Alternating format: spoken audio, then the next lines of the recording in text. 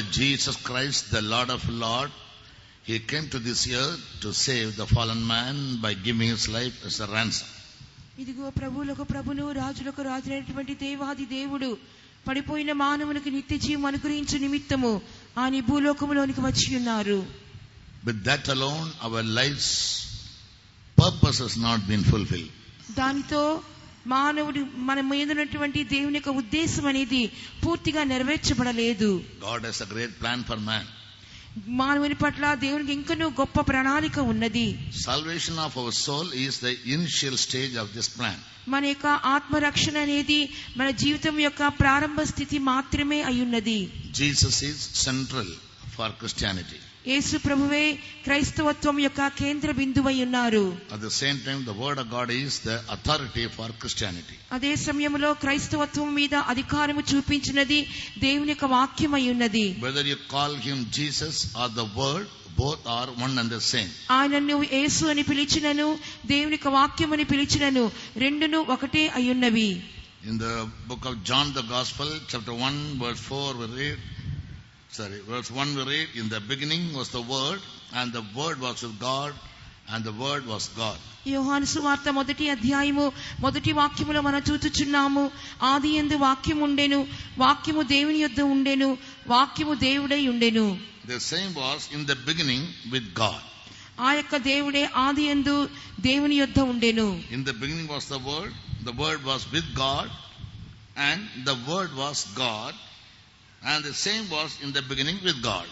ఆదియందు వాక్యము ఉండెను, వాక్యము దేవుని యొద్ద ఉండెను, వాక్యము దేవుడై ఉండెను, ఆయన ఆదియందు దేవుని యొద్ద ఉండెను. So word and Christ both are one and the same. కాబట్టి క్రీస్తు మరియు వాక్యము రెండును సమానముగా కనబడుచున్నవి. Before Jesus came into this earth, he was with God, Bible says. యేసు ప్రభు ఈ భూలోకములకు వచ్చిన ముందుగా ఆయన దేవునితో తండ్రితో ఉన్నారు అని వాక్యము చెప్పుచున్నది. He was in the form of word. ఆయన వాక్యము రూపములో దేవుని యొద్ద కనబడి ఉన్నారు. Word means the revealed thought or the expressed thought.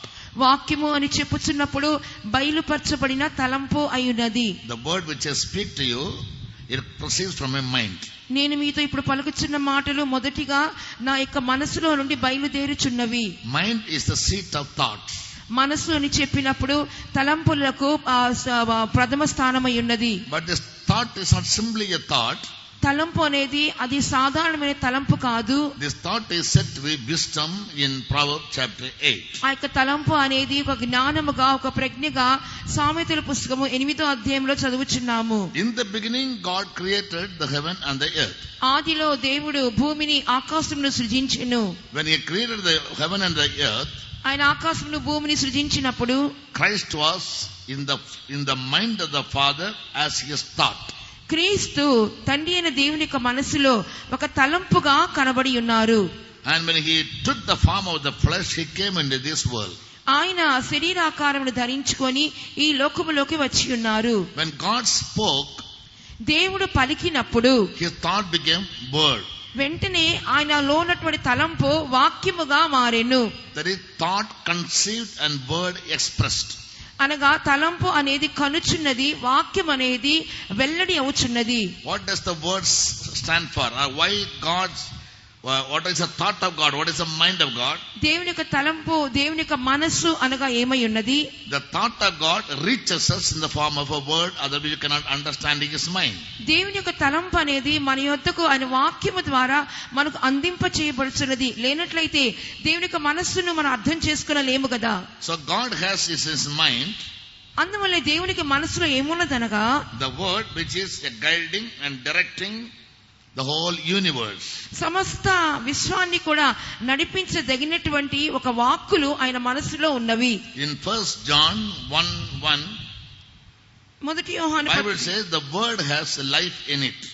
మొదటి యోహాను పత్రిక 1వ అధ్యాయము 1వ వాక్యములో మనం చూస్తున్నాము, దేవుని యొక్క వాక్యములకు జీవం ఉండెను. Therefore the 4th verse Bible says, in him or in Jesus was life, and his life was the light of men. అందువల్ల యోహాను సువార్త మొదటి అధ్యాయంలో మనం చదువుతున్నాము. మొదటి అధ్యాయం యొక్క 4వ వాక్యములో మనం చూసినప్పుడు ఆయనలో జీవం ఉండెను, ఆ జీవము మనుషులకు వెలుగై ఉండెను. John 6:63 also says that the word has life in it. యోహాను సువార్త 6వ అధ్యాయము 63వ వాక్యములో మనం చూస్తున్నాము, దేవుని యొక్క మాటలకు జీవము కలదని చదువుతున్నాము. What is Bible then? మరి బైబిల్ అనగా ఏమై ఉన్నది? Bible is the word of God. Bible అనగా దేవుని యొక్క వాక్యమై ఉన్నది. In many places from the beginning till the end we read that Bible is the word of God. మనం అనేకమైన చోట్ల మనం ప్రారంభం నుండి చివరి వరకు చూసినప్పుడు దేవుని యొక్క వాక్యమే జీవమై ఉన్నది. And every word that is written in Bible will have its own fulfillment. బైబిల్లో రాయబడినటువంటి ప్రతి వాక్యమునకు కూడా దాని యొక్క నెరవేర్పు అనేది కనబడుచున్నది. In Matthew 24:35 మత్తయి సువార్త 24వ అధ్యాయము 35వ వాక్యము చూసినప్పుడు and chapter 5 verse 18 మరియు 5వ అధ్యాయము 18వ వాక్యము చూసినప్పుడు we read that Jesus said,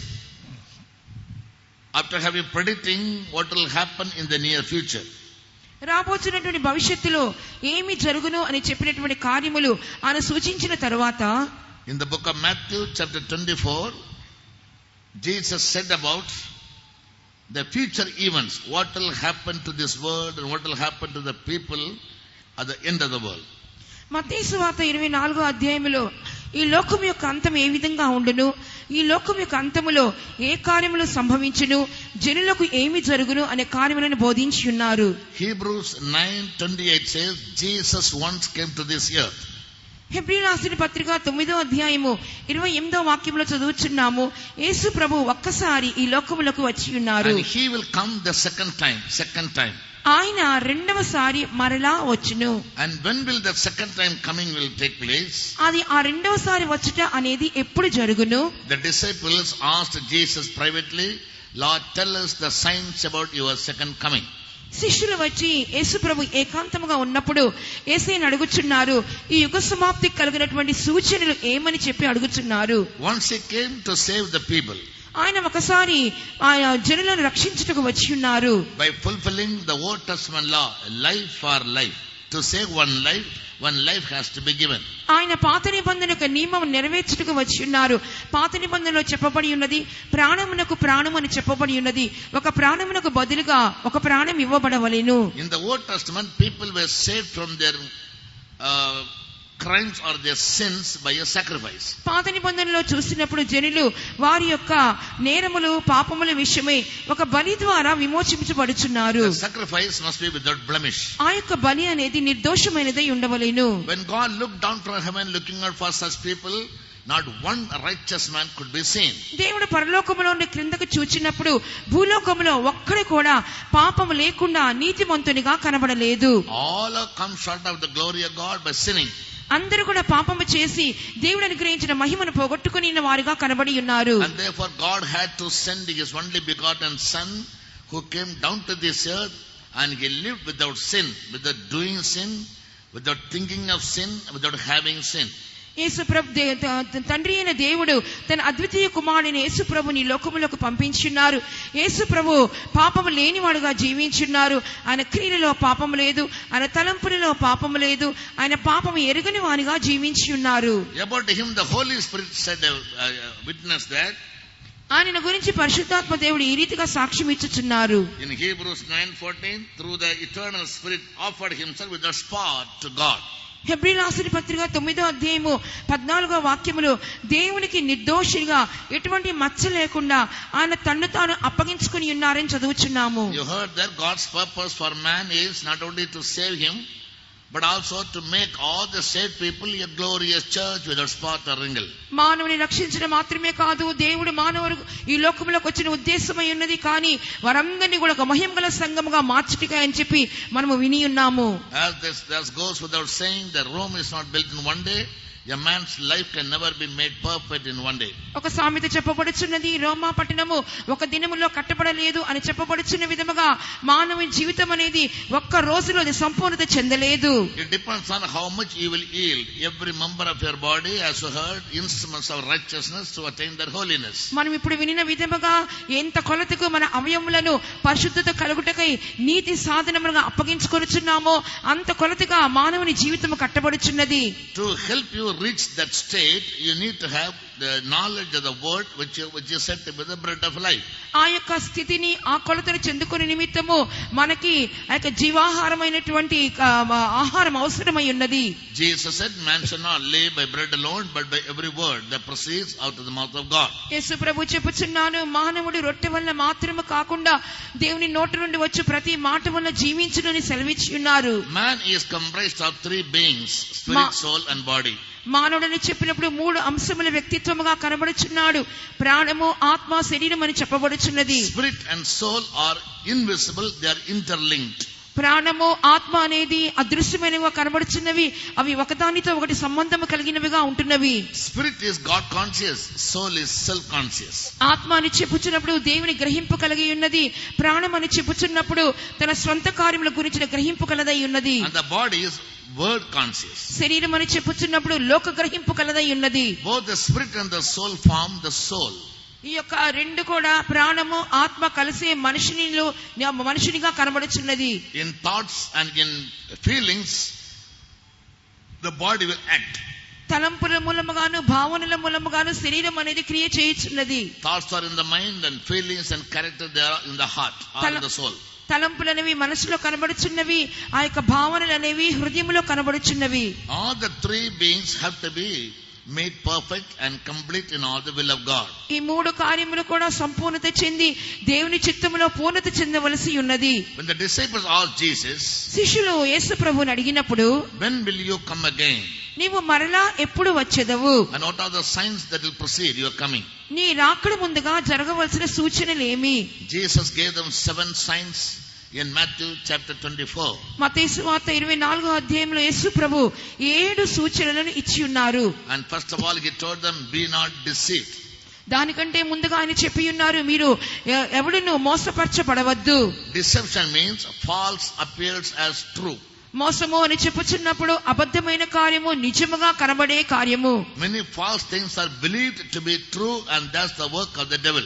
అబద్ధపు కార్యములు ఎప్పుడైతే సత్యముగా నిరూపించబడుచున్నవో అదే సాతానిక క్రియ ఉన్నది. And children of God must always be alert and they must always be very vigilant to see and make sure that they are not being deceived by any false teachings. దేవుని యొక్క పిల్లలు ఎన్నడూ కూడా అబద్ధపు బోధల మూలముగా మోసగించబడకుండా నిమిత్తము ఎల్లప్పుడూ జాగ్రత్తగాను, మెలకువగాను, అప్రమత్తముగాను ఉండవలెను. And the word of God said to be the word of truth. దేవుని యొక్క వాక్యం అనేది సత్యవాక్యం అని చెప్పబడుచున్నది.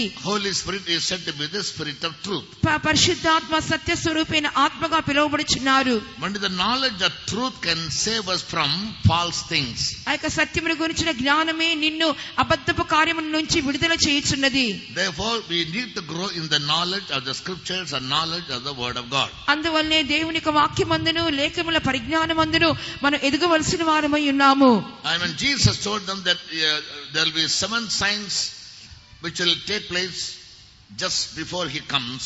యేసు ప్రభు వచ్చినప్పుడు సంభవించబోయే 7 సూచనల గురించి యేసు ప్రభు తెలియచేసి ఉన్నారు. In verse 35 he said, 35వ వాక్యంలో యేసు ప్రభు చెప్పుచున్నారు, heaven and earth might pass away, ఆకాశమును భూమియు గతించును కాని but not my word will ever pass away.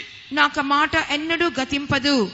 In chapter 5 verse 18 Matthew, మత్తయి సువార్త 5వ అధ్యాయం 8వ వాక్యములో he again said, ఇంకను చెప్పుచున్నారు, heaven and earth might pass away, but not a jot or a tittle from the word of God will ever pass away until all be fulfilled. ఆకాశమును భూమియు గతించిపోవును కాని ధర్మశాస్త్రం అంతయు నెరవేరు వరకు దాని నుండి ఒక పొల్లైనను ఒక సున్నాయినను తప్పిపోదని నిశ్చయంగా మీతో చెప్పుచున్నాను. The Bible says Jesus will come once again or the second time. Bible గ్రంథము చెప్పుచున్నది యేసు ప్రభు మరలా రెండవసారి రాబోచున్నారు. That is the word of God.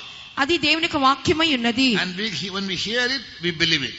ఆ వాక్యమును వినుచున్నాము, విశ్వసించుచున్నాము. When we hear the word, దేవుని యొక్క వాక్యం వినుచున్నప్పుడు, that he will come again, ఆయన మరలా వచ్చునని చెప్పి వినుచున్నప్పుడు, we also must be rest assured that this word will never pass away until everything that is said in Bible come to fulfillment. నేను ఇదిగో మరలా వచ్చేది అని చెప్పినటువంటి వాక్కు కూడా ఎంత మాత్రము కూడా అది నెరవేర్చబడనంత వరకు కూడా అది గతింపనే గతింపదు. That means Jesus will come. If he has said that I will come again, and he will come. నేను మరలా వచ్చేది అని చెప్పి ఉన్న దేవుడు నిశ్చయంగా తప్పకుండా ఆయన మరలా రానై ఉన్నారు. Otherwise God will prove himself to be unfaithful in his word. లేనట్లయితే తన వాక్కులో దేవుడు అపనమ్మకస్తుడుగానే మారిపోవును. The 3-4 days of the continuous Bible studies, ఇక బైబిల్ స్టడీ కూటముల యొక్క ఎడతెగని 3-4 కూటములలో we want to bring to your knowledge about the truths of how will Jesus come again, when will he come again, why is he coming again. యేసు ప్రభు ఎప్పుడు రానయ్యున్నారు, ఎవరి కొరకు రానయ్యున్నారు, ఏ రీతిగా రానయ్యున్నారు అనే కార్యములను మీతో స్పష్టీకరించగోరుచున్నాము. When he comes to this earth, what will happen to the earth? ఆయన ఈ భూలోకములకు వచ్చినప్పుడు భూలోకములో ఏమేమి కార్యములు జరగనై ఉన్నవి, What are the signs and the events that will take place just before and after his coming? యేసు ప్రభు యొక్క రాకడ ముందు రాకడ తర్వాత ఏ ఏ కార్యములు సంభవములు జరగబోచున్నవి. And he is coming again to take one group of people to heaven. ఆయన వచ్చి ఒక గుంపు జనులను పరలోకమునకు తీసుకుని వెళ్ళనై ఉన్నారు. In Hebrews 9:28 it says that Jesus will come again, or the second time, to take away those people who live a sinless life. Hebrew రాసిన పత్రిక 9వ అధ్యాయము 28వ వాక్యంలో చదువుచున్నాము. యేసు ప్రభువు పాపము లేకుండా తన కొరకు ఆకాంక్షతో కనిపెట్టుకున్న వారిని చేర్చుకుని నిమిత్తము ఆయన రెండవసారి రానై ఉన్నారు. The simple definition for the word holiness is sinlessness. పరిశుద్ధత అనేక పదమునకు ఒక చాలా సులభమైనటువంటి నిర్వచనం ఏమనగా పాపము లేని జీవితము. Sin can also be defined as omissions and commissions. పాపము అని చెప్పుచున్నప్పుడు చేయవలసిన కార్యములు చేయకుండా పోవుట, చేయకూడని కార్యములు చేయుట అని కూడా అర్థం ఇచ్చుచున్నది. I must speak the truth. నేను సత్యమును పలకవలెను. I must never speak a lie. నేను ఎన్నడూ అబద్ధం ఆడకూడదు. If I don't speak the truth, I commit sin by omission. నేను సత్యమును చెప్పకుండా ఉన్నట్లయితే చెప్పవలసిన కార్యము చేయకుండా పోవుట అనేక పాపము చేయుచున్నాను. I am not supposed to speak a lie. నేను అబద్ధం ఆడకూడదు. If I speak a lie, I am committing a sin. నేను అబద్ధం ఆడుచున్నానంటే ఒక పాపము చేయుచున్నాను. So if you don't do the good that you are supposed to do and do the evil which you are not supposed to do, both are said to be sin for man. కాబట్టి చేయవలసినటువంటి మంచి కార్యము చేయకుండా పోవటం, చేయకూడనటువంటి చెడు కార్యము చేయుచుండటం, ఇవన్నీ కూడా మానవుని పట్ల పాపముగా ఎంచబడుచున్నవి. God told Adam to name all the beasts and the fowls.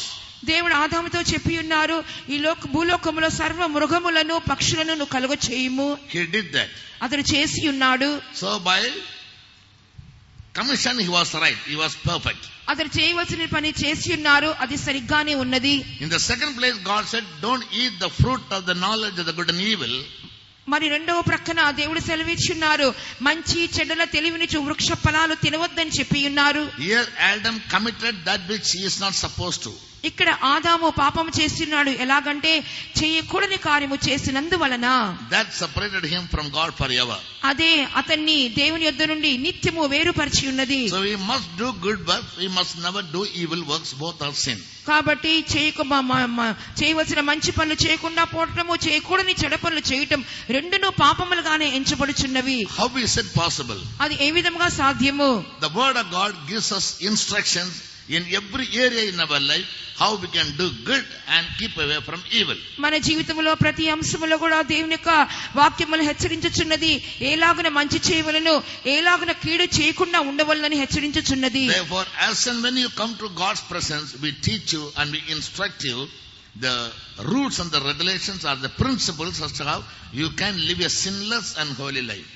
కాబట్టి మీరు దేవుని సన్నిధానంకి వచ్చినప్పుడు ఎల్లా కూడా మేము దేవుని యొక్క వాక్యం బోధిస్తున్నప్పుడు ఏలాగున పాపము లేని జీవితము చేయగలుగుతాము, పరిశుద్ధమైన జీవితం ఎలా చేయగలుగుతామని చెప్పి మీకు బోధించుచున్నాము. To take away the sinless people, Jesus is going to come again. పాపము లేనటువంటి జనులను సమకూర్చి చేర్చుకునే నిమిత్తము యేసయ్య మరలా రానై ఉన్నారు. And the process of being sinless is sanctifying or purifying our life.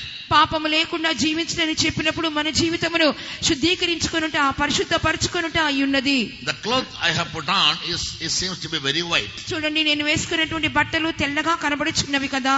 Because it's very cleanly washed. ఎందువల్లంటే అది బాగా శుభ్రముగా ఉతకబడి ఉన్నది. And well pressed. బాగా ఇస్త్రీ చేయబడి ఉన్నది. You can't find even a single spot in my shirt. నా యొక్క వస్త్రం మీద ఎటువంటి చిన్న మచ్చ కూడా మీరు కనుగొనలేరు. Has there been any spot or any wrinkle in my shirt? I'll never put it on and come and stand before the pulpit to give you the word. నా యొక్క వస్త్రము మీద మచ్చ గాని, డాగు గాని, ముడత గాని ఉన్నట్లయితే అట్టి వస్త్రము నేను ధరించుకొనను. ఈ యొక్క స్టేజి మీద నుండి మీకు ప్రసంగం చేయుటకు మీ ముందు నేను నిలవబడను. Similarly, our soul can be defiled. అదే విధముగా మన యొక్క ప్రాణము కూడా లేదా మన ఆత్మ కూడా అపవిత్రపరచబడగలదు. Our body also can be defiled. మన శరీరము కూడా అపవిత్రపరచబడగలదు. Soul is defiled by the mind being made corrupt. ప్రాణం అపవిత్రపరచబడుచున్నది ఎప్పుడనగా మన మనస్సు చెరుపబడినప్పుడు. The inner feelings and the desires and the character can be defiled. లేనట్లయితే మన యొక్క అంతరంగ భావనలు, స్వభావములన్నీ కూడా అవి అపవిత్రపరచబడుచున్నవి. Body also can be defiled. శరీరము కూడా అపవిత్రపరచబడగలదు. By committing any sin against the word of God in our body. దేవుని యొక్క వాక్యములకు విరుద్ధంగా మన శరీరములో ఏదైనా పాపము చేస్తున్నప్పుడు మన శరీరము కూడా అపవిత్రపరచబడుచున్నది. Our holiness involves our spirit, soul and body. Therefore, Paul said in 1 Thessalonians chapter 5 verse 23 that the God of peace sanctify you wholly, first your spirit, then your soul and your body. Then కాబట్టి మన శరీరములోను, మన ఆత్మలోను, మన ప్రాణములోను మన పరిశుద్ధత పొందవలెను. అందువలనే పరిశుద్ధుడైన పౌలు 1 దెస్సలోనిక 5వ అధ్యాయము 23వ వాక్యంలో చెప్పుచున్నాడు, మీ యొక్క మొదటిగా మీ ఆత్మయు, ఆ తర్వాత మీ జీవమును, ఆ తర్వాత మీ శరీరమును సంపూర్ణముగా ప్రభు యొక్క రాకడ యందు పరిశుద్ధపరచబడును గాక. Word of God is God's wisdom or intelligence, knowledge. దేవుని యొక్క ఆత్మని చెప్పుచున్నప్పుడు దైవ జ్ఞానము, తెలివితేటలు, వివేకముతో నింపబడి ఉన్నది. Holy Spirit is said to be the power of God, God's power. పరిశుద్ధాత్మని చెప్పుచున్నప్పుడు దేవుని యొక్క శక్తి అయి ఉన్నది. These two are the agents who can help us to live a holy life. ఈ రెండు కూడా కలిసి మనకి సహాయము చేసే సాధనములుగా పరిశుద్ధమైన జీవితము చేయుటకు హేతువుగా మారుచున్నవి. Now when I speak the word of God, it comes to you as a knowledge, knowing how. There is knowledge means knowing how. నేను వాక్యము బోధిస్తున్నప్పుడు మీరు తెలుసుకొనుచున్నారు, ఎలాగునా అని చెప్పి తెలుసుకొనుచున్నారు. How to do. ఎలాగున చేయవలెను. I give you the knowledge. నేను మీకు జ్ఞానమునిచ్చుచున్నాను. And the word, the Spirit of God enables you to do it. దేవుని యొక్క ఆత్మ దానిని క్రియారూపంలో చేయుటకు మీకు సహాయము చేయుచున్నది. The human strength, you can't help it. అది మానవ ఆత్మతో మీరు దాన్ని చేయలేరు. God gives you divine strength, divine power. దేవుడు మీకు దైవికమైనటువంటి శక్తిని అనుగ్రహించుచున్నారు. So the knowledge of the word as to how to do things and the power of God to help us doing that thing, we are given word of God as well as the Spirit of God. కాబట్టి ఎలాగో చేయవలనో అని తెలుసుకోవడానికి దేవునికి వాక్యం అనుగ్రహించబడుచున్నది. అది చేయుటకు కావాల్సిన శక్తి పరిశుద్ధాత్మ ద్వారా అనుగ్రహించబడుచున్నది. But continually doing this process of sanctification, ఇది ఈ విధంగా ఎడతెక్కని పరిశుద్ధపరచబడే క్రియ మీలో జరుగుచూ ఉన్నప్పుడు our spirit, our soul and body, all the three can be maintained holy and without blemish. మనకు ఆత్మయు, జీవము, శరీరమును పరిశుద్ధముగాను నిర్దోషముగాను మార్చబడును. When we come to that place, then we will be called as a glorious church. అటువంటి స్థితికి ఎప్పుడైతే వచ్చుచున్నామో అప్పుడు మహిమగల సంఘముగా పిలువబడుచున్నాము. Up to this end you heard through the message. ఇంతవరకు కూడా మీరు ఇప్పుడున్నటువంటి ప్రసంగంలో విని ఉన్నారు. Now what is next? దీని తర్వాత ఏమై ఉన్నది? When the church is made holy and without blemish in all holiness, సంఘం ఎప్పుడైతే పరిశుద్ధముగాను అన్ని అంశములను నిర్దోషంగా మార్చబడుచున్నదో Jesus will come to take them away from this earth. యేసు ప్రభు ఈ లోకములో నుండి అట్టి వారిని తీసుకుని వెళ్ళుటకు వచ్చెదరు. If Christ is central in Christianity, the second coming of Jesus is hope of Christianity. క్రైస్తవత్వం యొక్క కేంద్ర బిందువు అయితే క్రీస్తు యొక్క రాకడ అనేది క్రైస్తవత్వం యొక్క నిరీక్షణ అయినది. Hope means the good that we anticipate to come. నిరీక్షణ అని చెప్పుచున్నప్పుడు వారు రానయ్యున్నటువంటి మంచి కార్యమును ఎదురు చూచుట. When children study in the school, they hope to get a promotion by passing out. పాఠశాలలో పిల్లలు చదువుకొనిచున్నప్పుడు వారు మంచి మార్కులు తెచ్చుకొని పై తరగతులు వెళతామని చెప్పి నిరీక్షించుచున్నారు. Just before the final exam, the parents will ask the children, will you pass out? They will say, yes, I hope to. చివరి పరీక్ష రాయించినప్పుడు పిల్లల్ని తల్లిదండ్రులు అడుగుతారు, మీరు పాస్ అవుతారని చెప్పినప్పుడు అవును మేము పాస్ అవుతామని చెప్పుదురు. After completing their education, people may ask them, do you have any hope of getting a job? They will say, yes, I hope too. వారికి విద్యాభ్యాసం అంతా ముగించుకున్న తర్వాత ఒక ఉద్యోగం వస్తుందని చెప్పి నిరీక్షిస్తున్నావా అని చెప్పి అడిగినప్పుడు అవును మాకు నిశ్చయంగా ఒక ఉద్యోగం వచ్చును. So hope, the simple definition of the word hope is any good that a man expects to come on the way. తన యొక్క మార్గంలో ఏదైనా ఒక మంచి కార్యము వచ్చును అని చెప్పి ఎదురు చూచుటే నిరీక్షణ అయ్యున్నది. నిరీక్షణ యొక్క సులభమైన నిర్వచనం ఇదై ఉన్నది. So the second coming of Jesus is said to be the hope of Christianity. కాబట్టి ప్రభు యొక్క రెండవ రాకడ అనేది క్రైస్తవుల యొక్క నిరీక్షణగా కనబడుచున్నది. We are full of problems in the world. లోకంలో అనేకమైనటువంటి సమస్యలు కనబడుచున్నవి. Nobody is ever satisfied with what he is. ఆయన ఎట్లా ఉన్నాడో ఎలా జీవిస్తున్నాడో మానవునికి ఎంత మాత్రం తృప్తి లేకుండా జీవించుచున్నాడు. When you don't have a cycle to ride, then you are feeling that I don't have even a cycle. నా ఒక మీరు ముందుకు ప్రయాణము చేయటకు సైకిల్ కూడా లేనటువంటి సమయంలో అయ్యో నాకు సైకిల్ కూడా లేదే అని చెప్పి అనుకొనిచున్నారు. When you get a cycle, again you are not satisfied because you want a motorcycle. మరి సైకిల్ తీసుకున్న తర్వాత మరలా తృప్తి చెందట్లేదు, మీకు మోటార్ బైక్ కావాలనుకుంటున్నారు. When God gives a motorcycle, again you pray, Lord, give me a car for the whole family to go. మరి motor bike ఇచ్చిన తర్వాత కూడా దేవా నాకు కుటుంబం అంతా వెళ్ళడానికి కారు ప్రభు అని చెప్పి అడుగుచున్నాము. When God gives a second hand car, he says that, Lord, give me a new car. ఒక సెకండ్ హ్యాండ్ కారు దేవుడు ఇచ్చినప్పుడు దేవా ఇది వద్దు ప్రభా క్రొత్త కారు నాకు ఇవ్వు ప్రభా అని ప్రార్థిస్తున్నాం. When the new car is given, say, Lord, give me the updated car, the latest one. కొత్త కారు దేవుడు ఇచ్చినా సరే లేటెస్ట్ కారుని ఇప్పుడు ప్రస్తుతం ఉపయోగిస్తున్న కారుని నాకు ఇవ్వండి ప్రభువా. When you never had a house, you are renting out a house. మీకు ఇల్లు లేకుండా ఉంటున్నప్పుడు మీరు అద్దె ఇళ్లలో జీవిస్తూ ఉన్నారు. Then you pray, Lord, give me own house. దేవా స్వంత ఇల్లు దయచేయమని అడుగుచున్నారు. One room kitchen is enough. ఒక్క రూము ఒక కిచెన్ చాలు ప్రభువా. When God gives a one room kitchen, then you will say, Lord, two bedroom kitchen. సరే ఒక గది ఒక వంట గది మాత్రమే ఇచ్చినప్పుడు ప్రభువా నాకు 2 bedrooms When God gives you a 2 room kitchen, then you will pray, Lord, give me a hall also for to have prayer sometimes. 2 bedrooms kitchen ఇచ్చిన తర్వాత ప్రభువా ప్రార్థన చేసుకోవడానికి ఒక హాల్ కూడా ఉంటే బాగుంటుంది కదా ప్రభువా. When the hall is given, then you say the neighbor is having double story, what don't you give, Lord, you are a great God, give me. అటువంటి హాల్ ఉన్నటువంటి ఇల్లు ఇచ్చిన తర్వాత ప్రార్థిస్తారు ప్రక్కనున్న వారికి 2 అంతస్తుల ఇల్లు ఉన్నది నాకు దయచేయము. A person who possesses 5 houses also is not satisfied. ఒక వ్యక్తికి 5 స్వంత ఇల్లున్నా కూడా ఈ దినాల్లో సంతృప్తి అనేది అతనికి లేదు. When you don't have a job, you are praying for a job, asking God to give you only 10,000 rupees. ఉద్యోగం లేనప్పుడు ప్రభువా 20,000 జీతం ఇచ్చే ఒక చిన్న ఉద్యోగాన్ని నాకు దయచేయమని అడుగుచున్నాం. Then you pray for increment. ఆ తర్వాత ఇంక్రిమెంట్ల కోసం ప్రార్థిస్తున్నాం. Incentives extra. ఆ తర్వాత అధికమైనటువంటి డబ్బులు కావాలని కోరుచున్నాం. When everything is given, Lord, at least without 1 lakh we can't run the family. ఇవన్నీ ఇచ్చిన తర్వాత కూడా ప్రభువా నెలకు కనీసం 1,00,000 రూపాయలు లేకపోతే కుటుంబాన్ని జరిపించలేనని చెప్పుచున్నాము. Even Mukesh Ambani, you know, the possessor of $7,000 billion worth property, he is not satisfied. అతని యొక్క ఆస్తి ఏంటంటే 7,000 బిలియన్లటువంటి ఆస్తి ఉన్నప్పటికీ తాను సంతృప్తి పొందుటలేదు. He having a 14-story building in Bombay. బొంబాయిలో చూసినప్పుడు 14 అంతస్తుల ఇల్లు కనబడుచున్నది. He has 168 cars. ఆయనకి కారులో 168 కార్లు ఉన్నాయి. 2 helipads on the top. పైన 2 హెలికాప్టర్లు తిరుగుతూ ఉంటాయి. In every floor is swimming pools. ప్రతి చోట కూడా స్విమ్మింగ్ పూల్ ఉంటాయి. Last week I heard that he is going to demolish house to rebuild it. పోయిన వారం నేను విని ఉన్నాను ఆ పాత ఇల్లంతా పడగొట్టి మళ్ళీ కొత్తగా ఇల్లు కట్టుకోవడం అని అనుకుంటున్నానని చెప్పి విని ఉన్నాము. Yes, pastor spoke about cell phones. Pastor గారు ఇప్పుడు సెల్ ఫోన్ల గురించి మనతో చెప్పి ఉన్నారు. Nita Ambani having a cell phone costing 1 crore. Ambani గారికి ఫోన్ 1 కోటి రూపాయలు. Wife of Ambani. Wife of Ambani. Ambani గారి భార్యకు 1 కోటి రూపాయలు విలువ చేసే ఫోన్ ఉందంట. But she is not satisfied. కానీ ఆమె కూడా సంతృప్తి పొందటలేదు. No, that's made of gold and she wants something to be made of diamond. అది బంగారంతో చేయబడి ఉన్నది. ఇప్పుడు ఏమంటుంది? So no man is satisfied with what he is or what he gets. వజ్రంతో చేయబడినది కోరుచున్నది. కాబట్టి ఏ మానవుడు కూడా తనకున్న వాటిలో సంతృప్తి పొందటలేదు.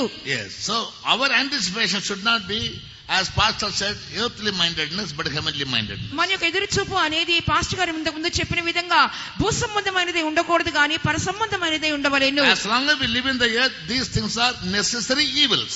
ఈ యొక్క భూలోకంలో మనం జీవించినంత వరకు ఇవన్నీ కూడా అవసరమైనటువంటి కీడులే. Tell me, necessary evils. అవసరమైన కీడులు. Dress is necessary evil. చూడండి ఈ మనం వేసుకున్న వస్త్రం కూడా Money is అవసరమే. necessary evil. డబ్బు కూడా అవసరమైన కీడు. We know it is the root of all evil, but we want it. ఇవన్నీ కూడా పాప కీడునకు మూలము కానీ మనకు కావలిను. Without it, we can't survive. అవేమి లేకుండా మనం బ్రతకలేము. And we need the knowledge of the word of God to know how should we handle it. ఇవన్నీ కూడా మనం ఎలా ఉపయోగించుకున్న వాళ్ళని చెప్పి దైవ జ్ఞానం మనకు అవసరమై ఉన్నది. Handle everything with the mind set up that all these things are temporal. ప్రతి వస్తువు కూడా తాత్కాలికమైనది అనే మనసుతోనే మీరు వాటిని ఉపయోగించుకున్నవలెను. Yes, but I must always hope for eternal things which will be forever. ఎల్లప్పుడు కూడా శాశ్వతంగా ఉండే నిత్యమైన కార్యముల గురించి ప్రాకులాడు వారముగా ఉండవలెను. Yes, so for that we need to always hope for the second coming of Jesus, when the solution to all our problems will be given. మన ఈ భూలోకంలో ఎదుర్కొంటున్న ప్రతి విధమైన సమస్యను మనకు సమాప్తి కలగాలంటే ప్రభు యొక్క రెండవ రాకడ గురించిన నిరీక్షణ మనకు కలగవలెను. So tomorrow and the 2 days are following, రేపటి దినము మరియు తర్వాత 2 దినములు కూడా we'll study about the truth of the second coming of Jesus. ప్రభు యొక్క రాకడ యొక్క సత్యముల గురించి మనం నేర్చుకునబోచున్నాము. How he will come, ఆయన ఏ రీతిగా రానై ఉన్నారు, when will he come, ఆయన ఎప్పుడు వచ్చెదరు, and why is he coming, ఆయన దేని కొరకు రానై ఉన్నారు, and what will be the prediction that is to take place before he is coming, ఆయన రాకడకు ముందుగా జరగబోయే సూచనలు ఏమై ఉన్నవి, and the events that will follow up after his coming, ఆ తర్వాత ఆయన రాకడ పర్యంతము జరగబోయే సంభవాలు ఏంటి, and how we are going to have an impact of all these events which, as Bible says, will come to fulfillment in the world. Bible గ్రంథము చెప్పుచున్న విధంగా ఈ భూలోకంలో జరగబోయే సూచనలన్నీ కూడా మన మీద ఎలాగన ప్రభావము చూపించనై ఉన్నవి. This knowledge will help us to live very carefully. ఈ యొక్క పరిజ్ఞానం మూలముగా మనం జాగ్రత్తగా జీవించగలుగుదుము. It will always help us to prepare our lives and keep ourselves ready for his coming. మన జీవితమును కాపాడుకొని ఎల్లప్పుడూ మన జీవితాన్ని సిద్ధపరచుకోవడానికి ఈ కార్యములు మనకు తోడ్పడును. About his coming, Jesus one place said, in one place Jesus said, యేసు ప్రభు యొక్క రాకడ గురించి ఒక స్థలమందు ఈ రీతిగా చెప్పుచున్నారు, no man knows the time and the hour of my coming. యేసు ప్రభు యొక్క రాకడ గురించిన సమయమైనను ఆ గడియ అయినను ఎవరును ఎరుగరు. No, not even the angels. లేదు, దేవదూతలకు కూడా తెలియదు. Only my Father who is in heaven knows it. పరలోకమందున తండ్రికి మాత్రమే తెలియను. That shows that his coming will be very secret, without the knowledge of anybody. అనగా ఆయన రాకడ అనేది రహస్యముగా ఎవరికి తెలియకుండానే సంభవించును.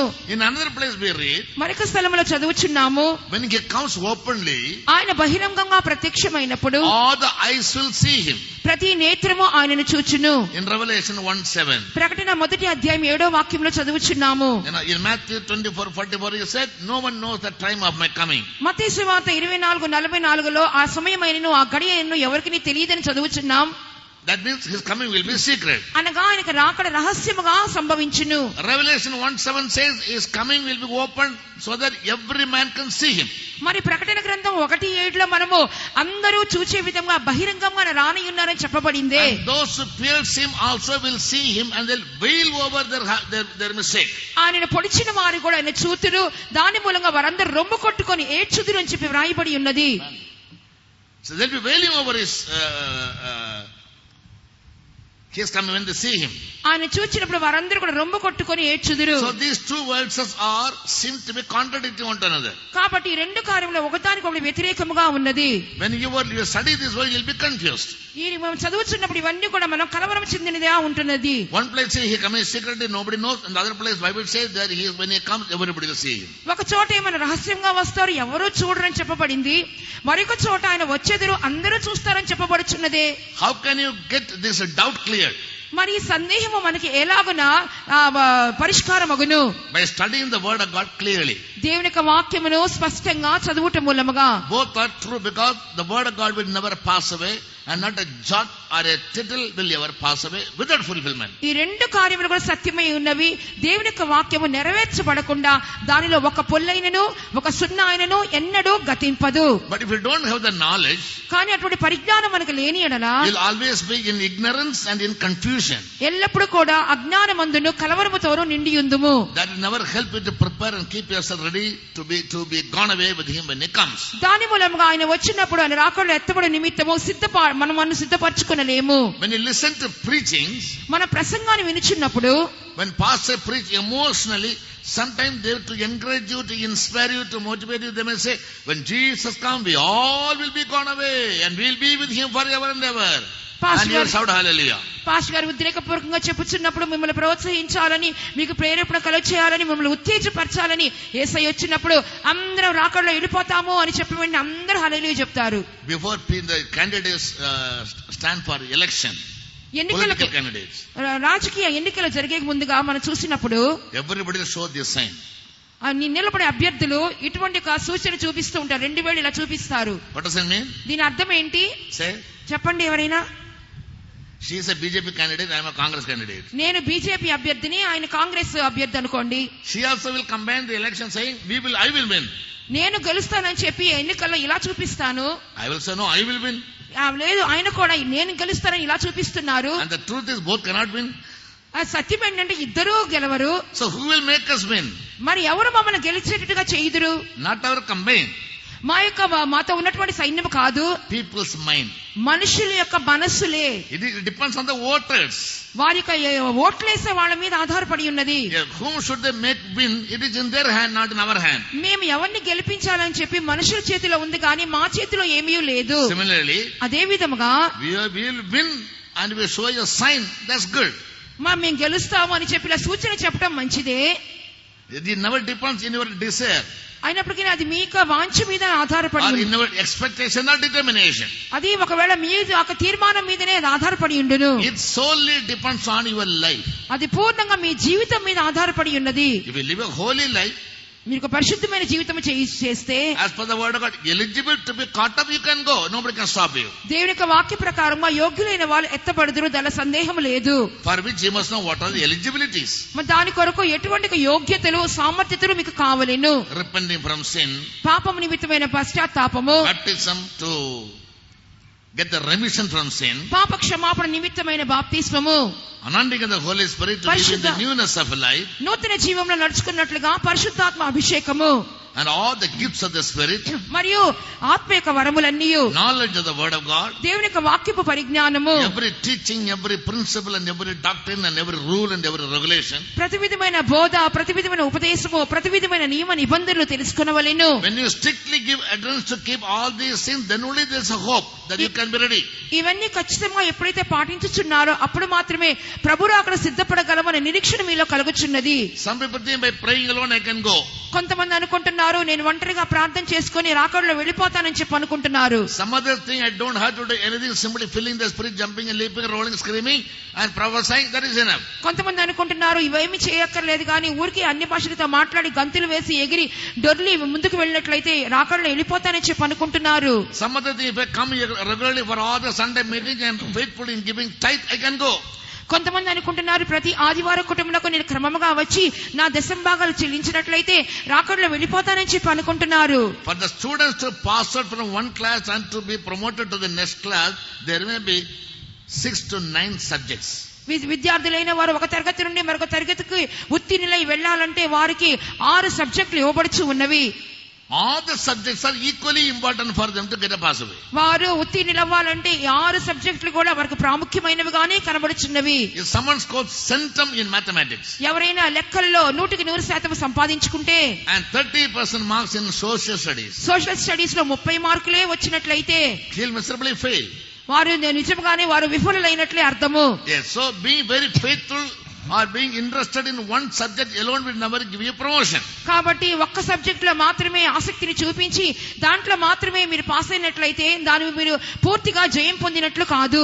As mathematics is important, social studies, science and all other subjects are equally important. లెక్కలు ఏ విధంగా ప్రాముఖ్యమైనదో అదే విధంగా దానితో పాటు సైన్స్, సోషల్ స్టడీస్ మిగిలినవన్నీ కూడా ముఖ్యమైనవే. Similarly, repentance, baptism, anointing and fellowship, separated life, truth of divine healing, and whatever that has been taught to you all these years, ever since you have been saved, you have to give strict adherence to observe all these truths. అదే విధంగా మన ఇన్ని సంవత్సరాలు వినిచిన సత్యములు అనగా మారు మనస్సు, బాప్తిస్మము, పరిశుద్ధాత్మ అభిషేకము, దైవిక స్వస్థత, ప్రత్యేకమైన జీవితము, దేవుని యొక్క పరిశుద్ధుల సహవాసము, ఇవన్నిట్లో కూడా మనము సంపూర్ణత చెందవలసిన వారమై ఉన్నాము. How many of you have understood my sayings thus far? ఇంతవరకు నేను చెప్పిన మాటలు మీరు ఎంతమందికి అర్థమైంది? చేతులు ఎత్తండి. Put up your hands. Yes, nice to see that. All right. And therefore we are striving hard. అందువల్ల మేము అధికంగా ప్రయాసపడుచున్నాము. Prayer is important, but praying alone will never take you to heaven. ప్రార్థన ముఖ్యమైనదే, కానీ ప్రార్థన మాత్రం చేస్తే పరలోకానికి వెళ్ళలేము. Anointing is necessary. Anointing alone will not take you there. అభిషేకం అత్యవసరమే, కానీ అభిషేకం మాత్రమే పరలోకానికి తీసుకుని వెళ్ళదు.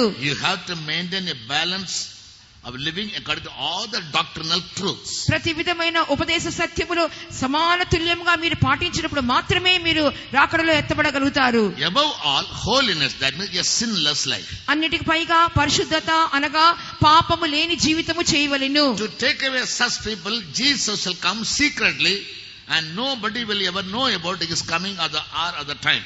అటువంటి వారిని చేర్చుకునే నిమిత్తము యేసు ప్రభు రహస్యంగా రానయ్యున్నారు. ఆయన రాకడ యొక్క సమయము గాని గడియ గాని ఎవరికీ తెలియదు. And that is the hope of the true New Testament church. అదే నిజమైనటువంటి నూతన నిబంధన సంఘం యొక్క నిరీక్షణ అయినది. And we have been preparing ourselves. దాని కొరకు మనం సిద్ధపరచుకొనుచు ఉన్నాము. But there are many areas in our life about which we have no knowledge, clear knowledge. అయినను మన జీవితం యొక్క అనేక అంశముల యొక్క పూర్ణత విషయమే మనకు తెలియకుండానే ఉంటున్నది. And therefore we arrange this kind of special Bible studies to give you an elaborate and knowledge, so that you may not miss to do any good which God wants you to. యేసుప్రభు దేవుడు ఏక సత్కార్యములైతే చేయకోరుచున్నారో ఏ కార్యములో కూడా మీరు కొరత పడకుండా నిమిత్తమే ఇటువంటి ప్రత్యేకమైన బైబిల్ స్టడీ కూటములను వీటన్నిటి విషయమే విశదముగా మీకు చెప్పు నిమిత్తమే ఏర్పాటు చేసి ఉన్నాము. Now comes another question. ఇప్పుడు మరొక ప్రశ్న లేచుచున్నది. If Jesus is coming secretly to take away the saints from the church, what if I am not been ready? యేసు ప్రభు రహస్యంగా వచ్చి ఆయన సంఘంలోని పరిపూర్ణ చెందిన వాళ్ళు చేర్చుకొనిచున్నప్పుడు నేను సిద్ధముగా లేనట్లయితే ఏమి జరుగును?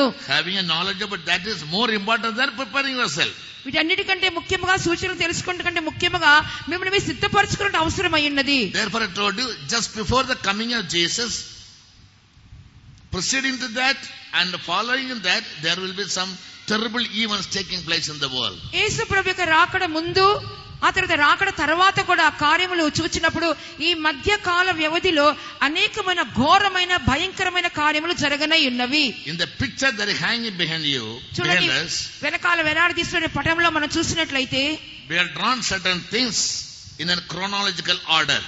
కొన్ని క్రమవరుసగా మేము కొన్ని పటములను గీసి ఉన్నాము. And you can get a thorough knowledge about the truth, what's going to happen next. తర్వాత ఏం జరగబోతున్నది అనే కార్యముల గురించి తేటైన అవగాహన మీకు వాటిని చూసినప్పుడు మీకు వచ్చును. As the Spirit of God enables us in the 3 days of our Bible studies, we want to give you an elaborate knowledge through this chart. దేవుని యొక్క ఆత్మ ఈ 3 దినముల బైబిల్ స్టడీలో అనుమతించినట్లయితే ఈ యొక్క చార్ట్ మూలముగా సత్యములన్నీ విశదముగా మీతో చెప్పాలని కోరుచున్నాము. The first picture you see from my right, నా యొక్క కుడి వైపు నుండి చూసినప్పుడు మొదటి పటములో that speaks about a dream of a saint of God about the coming kingdoms in the world. రాబోతున్నటువంటి దినములలో రానైన రాజ్యముల గురించి ఒక వ్యక్తి చూసిన దర్శనాల గురించి పటము గీయబడి ఉన్నది. Yes, and the next picture which you see, a woman clad with the sun. ఆ తర్వాత పటము చూడండి, ఒక స్త్రీ సూర్యుని ధరించుకొని ఉన్నది. She stands for the New Testament church. ఆమె నూతన నిబంధన సంఘమునకు సాదృశ్యము. And she will give birth to a child. The child will be taken to heaven and she will be led down to the earth. ఆమె యొక్క శిశువును కన్నై ఉన్నది. ఆ శిశువు సింహాసనము కొనిపోబడను. ఆ స్త్రీ భూలోకములకు పడద్రోయబడుచున్నది. And that speaks about the New Testament church. One group of people go away, the other group will be led behind. ఒక నూతన నిబంధన సంఘములో ఒక గుంపు జనులు ఎత్తబడటం గురించి, ఒక గుంపు జనులు చేయి విడిచిపెట్టబడ గురించి చెప్పబడుచున్నది. And what will happen to the people who will be going away with Jesus at his secret coming? And what will happen to other people who are led behind miserably? రహస్యముగా యేసయ్య వచ్చినప్పుడు ఆయనతో పాటు వెళ్ళిపోయేవారు వాళ్ళకు సంభవించినది ఏమి, చేయి విడిచిపెట్టబడిన వారికి సంభవించినది ఏమి? We have to have a clear knowledge. వీటన్నిటి గురించిన సరైన అవగాహన మనకు ఉండవలెను. When a child goes to the terrace of a house, ఒక ఇంటి యొక్క పైకి మేడ మీదకి ఒక చిన్న బిడ్డ వెళ్ళినప్పుడు you warn him, be very careful, don't go to the edge of the terrace. మనం హెచ్చరికనిస్తాము, ఆ గోడ అంచు వరకు వెళ్ళొద్దు అని చెప్పి హెచ్చరికనిస్తాము. Why do you warn him? ఎందువల్ల బిడ్డకు మనం హెచ్చరికనిస్తున్నాము? You know the consequence. దానికి పరిణామం ఏంటో మనకు తెలుసు కాబట్టి. In case even by mistake the boy falls down from the terrace, ఆ విధంగా హెచ్చరించినప్పటికీ ఆ బిడ్డ పొరపాటున కాలుజారి కింద పడిపోతే he will get his organs damaged or broken. అతని యొక్క అవయవములు అవి విరిగిపోవును, లేనట్లయితే అవి పాడైపోవును. Someday he may also die. లేనట్లయితే ఒకవేళ మరణం కూడా సంభవించును. Or lifelong he'll be handicapped. లేనట్లయితే జీవితకాలం అంతా కూడా వికలాంగుడుగా ఉండవలసి వచ్చును. Because of the evil consequence, you are warning your child never to go to the terrace and happen to fall down for any reason. అటువంటి కీడైన పరిణామాలు సంభవించకుండా నిమిత్తమే మీరు బిడ్డను హెచ్చరిస్తున్నారు. మేడ మీదకి వెళ్ళొద్దు, వెళ్ళినా అంచుల వరకు వెళ్ళొద్దు అని చెప్పుచున్నాము. Yes, because in the Bible there's a clear knowledge about the mishappenings. After the coming of Jesus, the church is been warned of the dire consequences in case you fall. ప్రభు యొక్క రాకడ తర్వాత జరగబోయే దుష్పరిణామముల నిమిత్తమే సంఘమునకు దేవుడు హెచ్చరికనిచ్చుచునే ఉన్నారు. Bible says they'll have to go through a 7 years of tribulation on the earth. భూలోకములో 7 సంవత్సరములటువంటి మహా శ్రమల కాలమును జనులు అనుభవించవలసి వచ్చును. People cannot bear it any longer. జనులు ఎంత మాత్రం కూడా వాటిని సహించుకుని లేకపోవుదురు. Yes, there are many more truths hidden behind that. ఇంకనూ దాని వెనక అనేకమైన సత్యములు కూడా దాగి ఉన్నవి. We know it of a surety which you don't know. మీకు తెలియనటువంటి కార్యములు మాకు నిశ్చయంగా తెలుసు.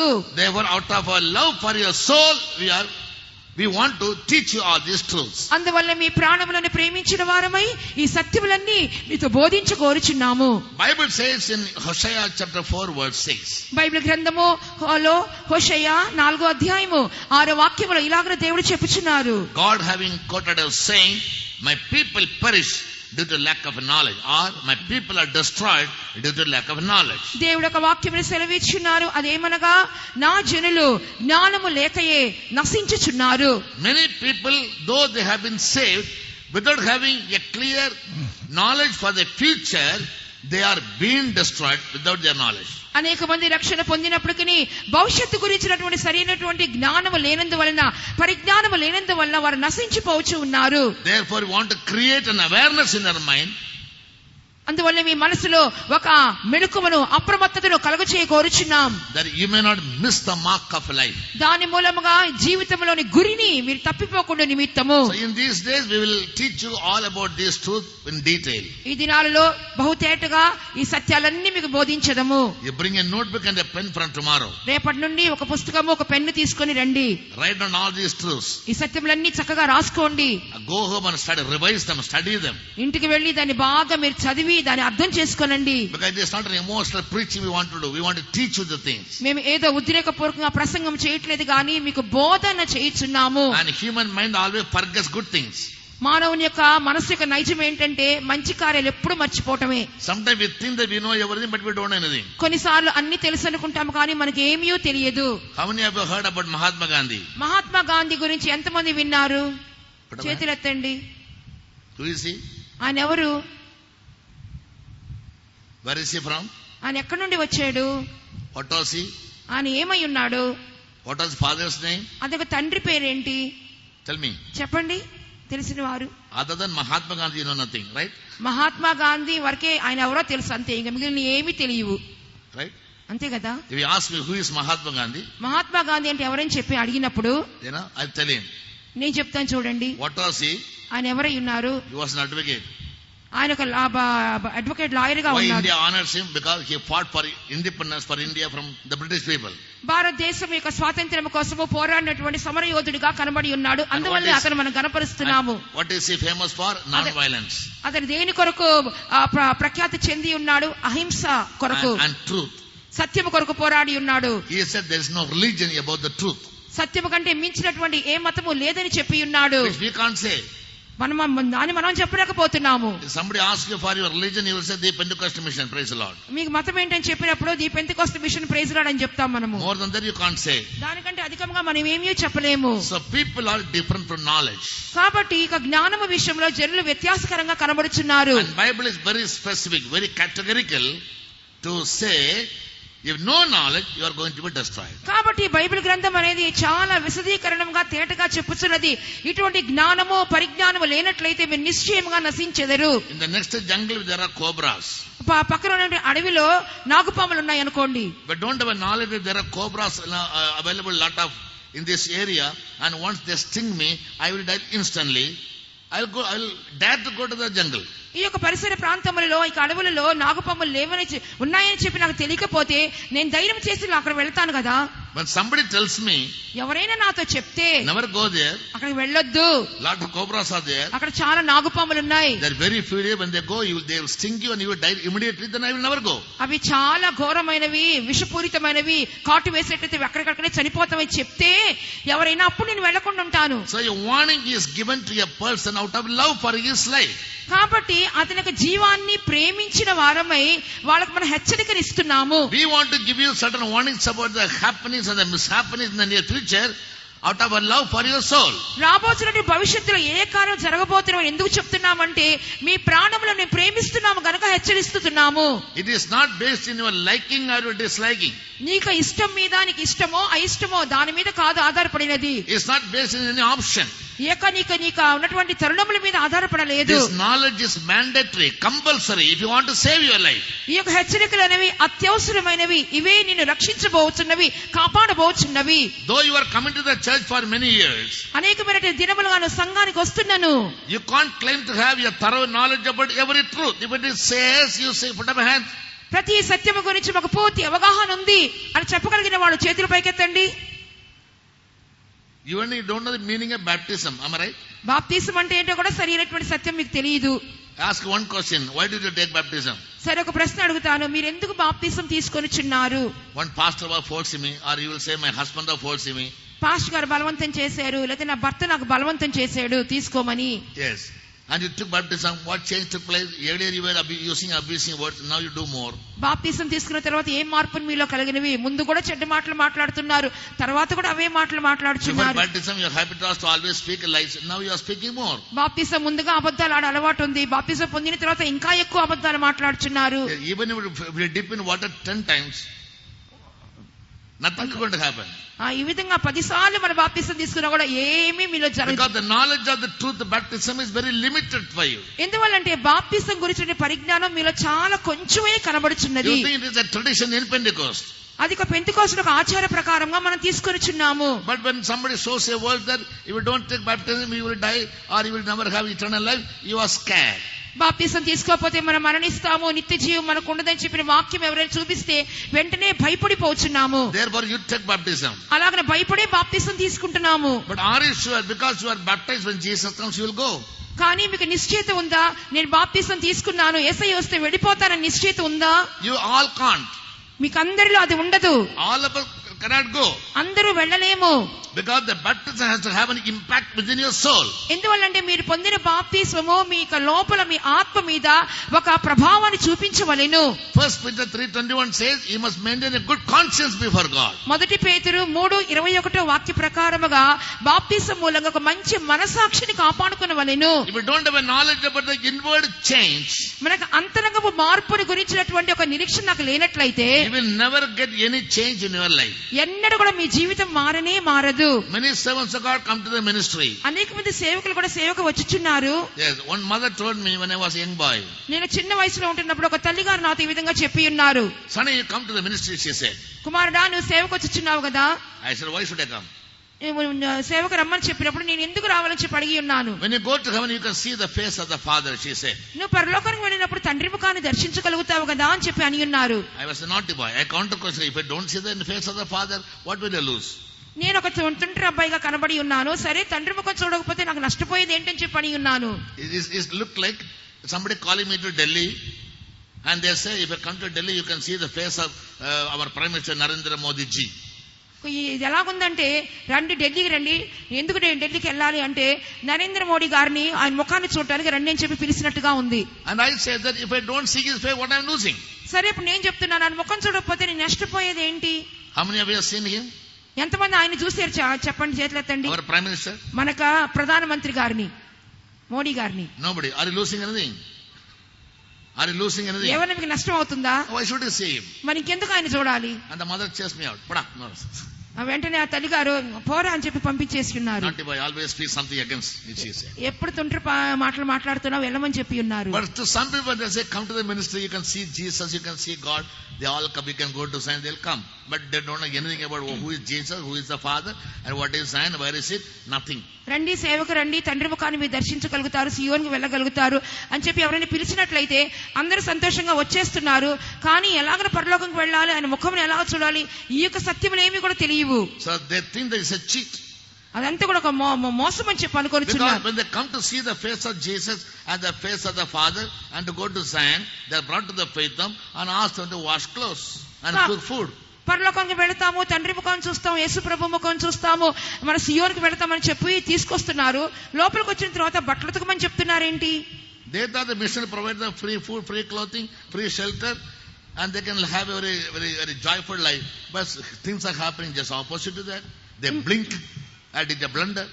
మిషన్ వాళ్ళందరికీ మాకు ఉచితంగా మాకు ఆహారము సదుపాయము చేస్తారు, మాకు వస్త్రాలు ఇస్తారు, మాకు అన్ని కార్యాలు మాకు ఇస్తారు ఉచితంగా అని చెప్పి అనుకుంటున్నారు. లోపలికి వచ్చిన తర్వాత కార్యములన్నీ వేరుగా ఉన్నామని చెప్పి వాళ్ళు ఎంతగానో కలవరపడుతున్నారు. Am I right? What's the problem with them? దాంట్లో జరిగే సమస్య ఏంటి Tell me. చెప్పండి. No knowledge. ఏమి దాని గురించి జ్ఞానం లేదు. They don't have a detailed knowledge. How can we see the face of the Son or face of the Father? తండ్రి ముఖము గాని కుమారుని ముఖము గాని దర్శించాలంటే ఏమి కార్యములు చేయవలెనో ఆ కార్యముల గురించి అవగాహన లేదు. Have you heard about Mother Teresa? Mother Teresa గురించి విని ఉన్నారా? Have you heard about Mother Teresa? Mother Teresa గురించి విన్న వాళ్ళు? Who was she? ఆమె ఎవరు? What was she doing? ఆమె ఏం పని చేస్తూ ఉండేది? Running a charitable mission. ఆమె ఒక చారిటబుల్ సంస్థను ఆమె నడిపిస్తూ ఉన్నది. ఎవరికి అది? Help and heal the lepers. కుష్ఠ రోగుల్ని స్వస్థపరచడానికి బాగు చేయడానికి ఆమె నడిపిస్తూ ఉండింది. She was not an Indian. ఆమె ఏమి భారతీయురాలు కాదు. She was Italian. ఆమె ఇటలీ దేశస్తురాలు. She came to the slums of West Bengal. ఆమె వెస్ట్ బెంగాల్ యొక్క మురికి వాడల్లోకి వచ్చి looked for all the lepers. ఆ యొక్క కుష్ఠ రోగులందరినీ చూసి brought them to her house. వాళ్ళందరినీ తన ఇంటికి తెప్పించుకొని she started healing them, touching them and cleaning them. వాళ్ళందరినీ పట్టుకొని ఆ గాయములన్నీ కడిగి కట్లు కట్టి వాళ్ళకి బాగు చేయడం మొదలుపెట్టింది. One reporter asked her, ఒక న్యూస్ రిపోర్టర్ ఆమెను అడిగి ఉన్నాడు, how are you able to touch the lepers and heal them? ఆ కుష్ఠ రోగులు ఎట్లా వాళ్ళు ముడుతున్నావమ్మా, వాళ్ళని సరి చేస్తావు, బాగు చేస్తావు ఎలాగని చెప్పి అడిగి ఉన్నాడు. She gave an amazing answer. ఒక అద్భుతమైన జవాబు చెప్పింది. Who said I am cleaning the lepers? నేను కుష్ఠ రోగులని బాగు చేస్తానని చెప్పింది ఎవరు? You look at them as lepers, but I look at them as Jesus. మీరైతే వారిని కుష్ఠరోగులుగా చూస్తున్నారు, నేనైతే ఆ రోగులను యేసు ప్రభువులాగా చూస్తున్నాను. Jesus said, whatever you have done to one of the least of these, that you have done to me. ఈ అల్పమైన వారిలో మీరు ఎవరికి చేసినా సరే నాకు చేసిన దాంతో సమానమని యేసయ్య చెప్పారు కదా. So I don't see a leper as a leper, I see him as Jesus. That's the way we can see the face of Jesus. కాబట్టి నేను కుష్ఠరోగుల్ని కుష్ఠరోగులుగా చూచట్లేదండి, నేను యేసయ్యలాగా వాళ్ళని చూస్తూ వాళ్ళని పరామర్శిస్తూ వాళ్ళ గాయములు కట్టుచున్నాను. What we people think is to see Jesus me with the binocular we can see him. Oh, he looks very fair. మనోళ్ళు ఏమనుకుంటున్నారంటే యేసు ప్రభుని చూడటం ఒక బైనాకులర్స్ పెట్టి యేసయ్యని నేరుగా దర్శించడమే అని చెప్పి అనుకొనిచున్నాము. So the process of seeing him we don't know. కాబట్టి యేసు ప్రభుని చూసే పద్ధతి విధానము మనకు తెలియట్లేదు. We thought in every faith Jesus is there. అనుకుంటున్నాం మనము ప్రతి విశ్వాసకులలో యేసు ప్రభు ఉంటున్నారని. With a long beard and with a long white cloth. పెద్ద గడ్డం వేసుకొని పెద్ద అంగీ వేసుకొని కనబడుచున్నారని చెప్పి అనుకుంటున్నాము. And he'll pat me and he'll kiss me. ఆయన నా చెంప మీద ఇట్లా తట్టి నన్ను ముద్దు పెట్టుకుంటారు. He'll make me sleep in his lap. తన ఒడిలో నన్ను పడుకొని పెట్టుకుంటారు. If that is so simple and so easy, అట్లయితే మరి చాలా సులభమే యేసయ్య దగ్గరికి వెళ్ళటానికి. the whole world will become Christian, isn't it? ప్రపంచం అంతా క్రైస్తవులు అయిపోతారు సులభంగా. Due to lack of knowledge, people of God go wrong. అవును, జనులు జ్ఞానం లేక వారు తప్పుతో పట్టుచున్నారు.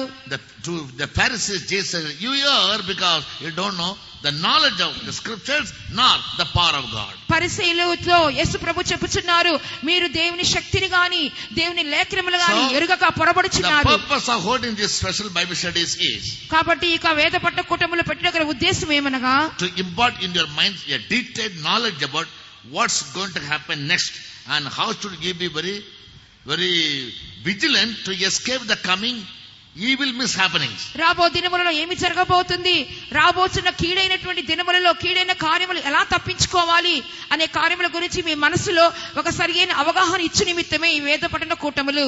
Salvation or a person is to be saved from two things. రక్షణ అని చెప్పినప్పుడు ఒక మనుషుడు రెండు కార్యముల నుండి రక్షణ పొందవలెను. One from God's coming imminent judgment. ఒకటి దేవుని యొక్క తక్షణమే జరుగు తీర్పు నుండి. Second, second death called eternal hell. రెండవదిగా రెండవ మరణమైనటువంటి నిత్యమైన నరకము నుండి తప్పించుకొనుట. God wants to save you from these two areas. One, from the coming judgment of God. దేవుడు ఈ రెండింటి నుండి తప్పించుకోరుచున్నారు. ఒకటి దేవుని యొక్క న్యాయ తీర్పు నుండి.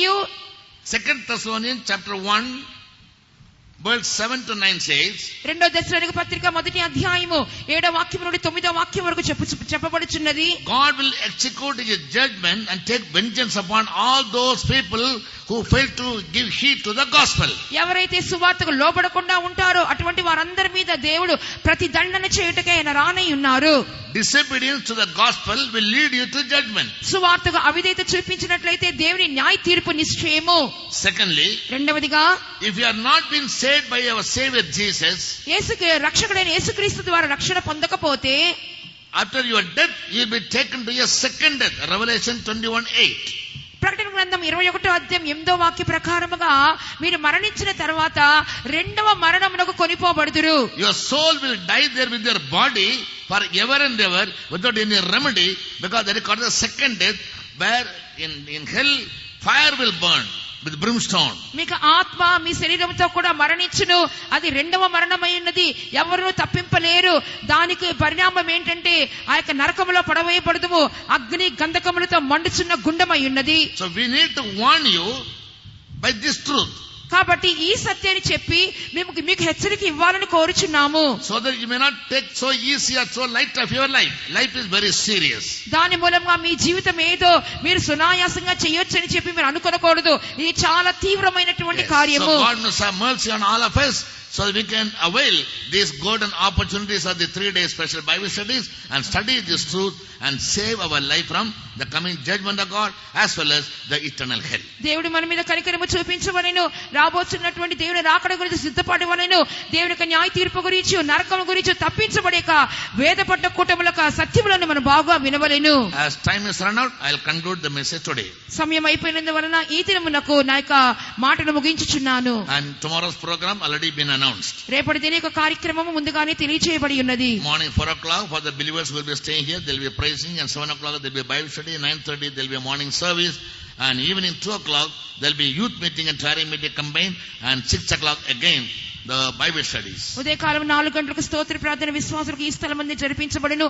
ఉదయకాలం 7 గంటలకు వేద పఠన కూటము మరియు ఉదయకాలం 9:30 గంటలకు ఆరాధన జరిపించబడును. మధ్యాహ్నం 2 గంటలకు కనిపెట్టు కూటము. For this Bible study, bring your family members if they are not been saved so far, your friends, your neighbors, and everyone whomsoever come across your way. ఈ కూటములకు ఇంకనూ రక్షణ లేని మీ కుటుంబ సభ్యులు ఉన్నట్లయితే వారందరిని తీసుకుని రావచ్చును. మీ బంధువులను, మీ మిత్రులను, మీ ఇంటి పొరుగు వారిని అందరినీ కూడా కూటములకు తీసుకుని రావచ్చును. You also prayerfully come so that everything that we will teach you, you may be able to grasp it, retain it in your mind, and try your best to practice it to escape the coming judgment and eternal hell. మీరు కూడా ప్రార్థనా పూర్వకంగా రండి. రాబోతున్న న్యాయ తీర్పునకును నిత్యమైన నరకము తప్పించుకొనుటకును మీరు ఇవన్నీ కూడా మీ మనసులో ఉంచుకునే నిమిత్తము మీరు జాగ్రత్తగా వచ్చి వాటిని వినగోరుచున్నాము. Let's all praise God now. మనమందరం దేవుని స్తోత్రించదము. Praise the Lord, praise the Lord, praise the Lord, praise the Lord, praise the Lord, praise the Lord, praise the Lord, praise the Lord, praise the Lord, praise the Lord. We thank you for having made it convenient to attend the first day. మొదటి దిన కూటములకు వచ్చినందుకు మీ అందరికీ కృతజ్ఞతలు తెలుపుచున్నాము. We wish and pray that you never miss these days. By somehow you must make it convenient regularly to attend all these Bible studies and get the knowledge of the scriptures. కాబట్టి దేవుని యొక్క వాక్యములు ఇంకా అధికంగా తెలుసుకునే నిమిత్తము ఈ రాబోతున్న దినములలో ప్రతి కూటములకు బైబిల్ స్టడీ కూటములకు రావాలని చెప్పి మిమ్మల్ని ఆహ్వానించుచున్నాము. The good Lord may help each one of us. Let's praise God again. మన మంచి దేవుడు మనందరికీ సహాయం చేయనట్టుగా మరొకసారి దేవుని స్తోత్రించదము. Praise the Lord, praise the Lord, praise the Lord, praise the Lord, praise the Lord, praise the Lord.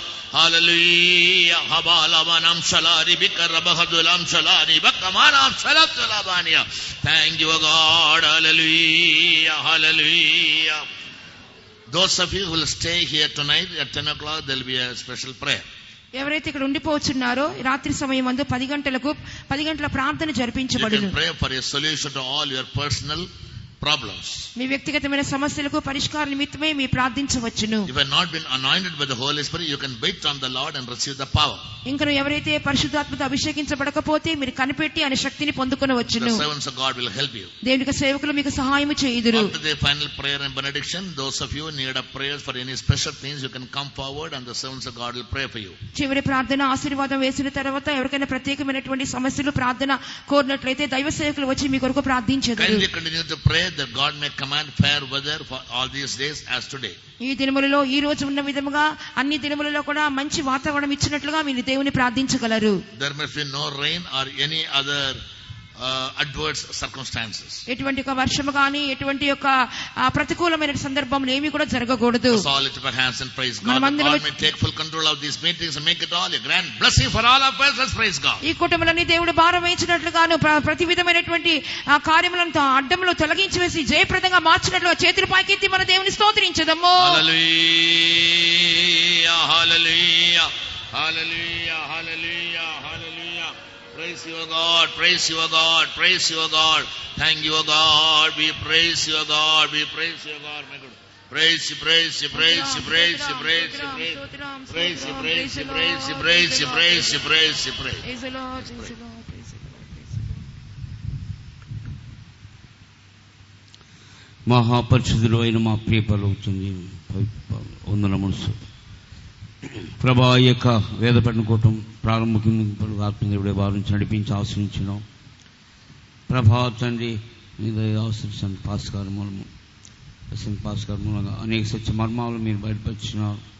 రాకడి గురించి రాకడికి రహస్య రాకడలో ఎత్తపడినప్పుడు ఏమి సంభవించను, విడబడిన వారికి ఏమి సంభవించను అనే కార్యం గురించి అనేక విషయాలు బయలుపరిచినారు. విని సత్యములు ప్రభా తండ్రి ధ్యానించి ప్రభా నీ రాకడ సిద్ధపడి సహాయం చేయండి ప్రభా తండ్రి. వేద పనులు కూటములు అనేక ప్రభా తండ్రి అనేక స్థలాలు జరిపబడినవి ప్రభా. వచ్చిన జనులకు ఈ వాక్యం విని ప్రకారంగా తమ తాము శుద్ధీకరించుకుని దేని వాక్యాన్ని రాకడ సిద్ధపడి సహాయం చేయండి ప్రభా. మిగిలిన కూటాలన్నీ కూడా ఆత్మదేవుడే భావించి నడిపించి ఆశీర్వాదం మార్చండి. ఇంకా అనేకమైన సత్యం వినటకు అనేక జనులను తీసుకురండి ప్రభా. మొదటి ప్రసంగంలో ప్రభా రాకుడు గురించి, మొదటి ప్రసంగంలో రక్షణ గురించి ప్రభు ఏ విధంగా ఏదైనా చోట్ల వచ్చి మా రక్షణ గురించి అనేక విషయాలు బయలుపరిచినారు. అనేక సత్యం ప్రకారం అనేక రక్షణ పొందాలి, అనేక వ్యాధిగ్రస్తులు స్వస్థత పొందాలి, అనేకులు వాక్యంగా స్వస్థత పొంది అనేకులు వచ్చి స్వస్థత సహాయం చేయడానికి సత్యమును విని ప్రభా మహిమగల రాకుడు సిద్ధపడటకు మీరే సహాయం చేయండి. అందరిని పరిశుద్ధపరచండి, మహిమరాలు సిద్ధపరచండి. ఆశను యేసునామములో వేడుకొంచున్నాం తండ్రి. Amen. Now may the grace of our Lord and Savior Jesus Christ, the love of the Father, the sweet fellowship of the Holy Spirit rest and abide with all the dear ones who have been giving patient audience to every word that is spoken to them thus far, now and until Jesus returns in all His glory. Amen. Hallelujah. Hallelujah. Praise the Lord. God bless you all. దేవుని స్తోత్రము. ప్రభు మిమ్మల్ని ఆశీర్వదించును గాక.